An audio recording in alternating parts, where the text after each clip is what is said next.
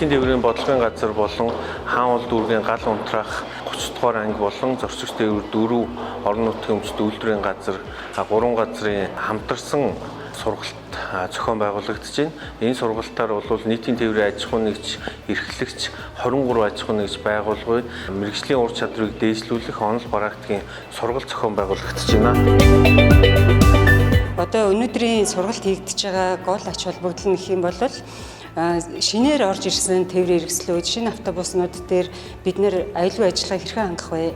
За хэрвээ эрсдэлтэй байдал үүссэн үед энэ нэмэлт тоног юмнуудаа хэрхэн ажилуулах вэ? Галын хооруудаа хэрхэн яаж цэнгэлж явах ёстой, хэрхэн хянж явах ёстой? Галын эрсдэлтэй байдал үүссэн үед иргэдийг одоо яаж тээвэрлэх үү, яаж зөөх үү? Тэднэрт анхны цэцлэмж яаж үзүүлэх вэ гэдэг ийм цогц сургалтыг явуулах гээд мэргэжлийн байгууллагатай хамтарч ажиллаж байна.